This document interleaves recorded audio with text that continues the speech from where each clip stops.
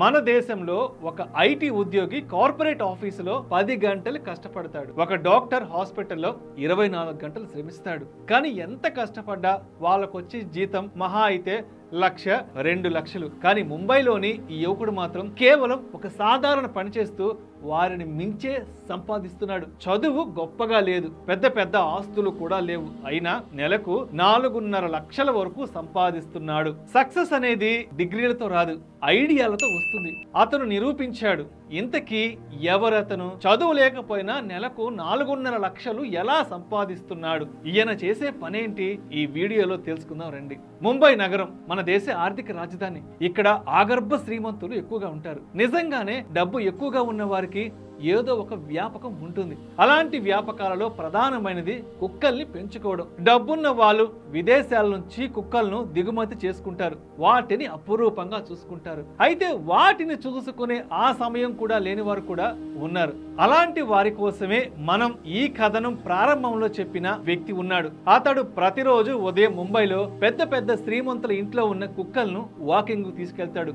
ఇలా ఒక్కొక్కరి నుంచి నిర్ణీత మొత్తంలో ఛార్జీలు వసూలు చేస్తాడు. ప్రస్తుతం అతడు 38 కుక్కలను ప్రతిరోజు విడతల వారీగా వాకింగ్ కు తీసుకెళ్తూ ఉంటాడు. వాటిని ముంబై నగరంలో కొంత పరిధిలో తిప్పి మళ్ళీ శ్రీమంతుల ఇంట్లోకి పంపిస్తాడు. గొప్ప గొప్ప ఇంజనీర్లు నేటి రోజుల్లో ఉద్యోగాలు కోల్పోయి ఇబ్బందులు పడుతుంటే ఇతడు మాత్రం కుక్కల మీద ఆధారపడుతూ ప్రతి నెల 4.5 లక్షలు సంపాదిస్తున్నాడు. సమయానికి డబ్బున్న వాళ్ళు ఇంటికి వెళ్లడం, వారి కుక్కలను తీసుకెళ్లడం ఇతని దినచర్య.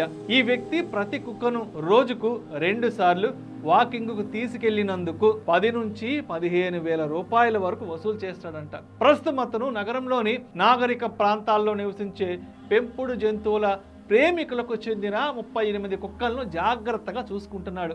ఉదయం సాయంత్రం నడకలతో పాటు అతను కుక్కల ఫిట్నెస్ ను, వాటి శ్రేయస్సును కూడా జాగ్రత్తగా చూసుకుంటాడు. దీంతో అతనికి డిమాండ్ కూడా బాగానే పెరిగింది. ఇతడు తమ్ముడు MBA చేసినప్పటికీ నెలకి 70,000కి మించి సంపాదించలేకపోతున్నాడట. ఈ వ్యక్తి మాత్రం అంతంత మాత్రం చదువుతోనే ప్రతి నెల 4.5 లక్షల వరకు సంపాదిస్తున్నాడు. ఇది ముంబైలోని ఒక కార్పొరేట్ హాస్పిటల్లో పనిచేసే డాక్టర్ వేతనానికంటే ఎక్కువ. ఓ మధ్యస్థాయి ఐటీ కంపెనీలో మేనేజర్ గా పనిచేస్తున్న వ్యక్తి కంటే ఈ జీతం చాలా ఎక్కువ. అయితే ఆ కుక్కలను సదరు వ్యక్తి అత్యంత ప్రేమగా చూసుకుంటాడు. వాటి మూడ్ను పరిశీలించి ఇష్టమైన ప్రాంతాలకు తీసుకెళ్తుంటాడు.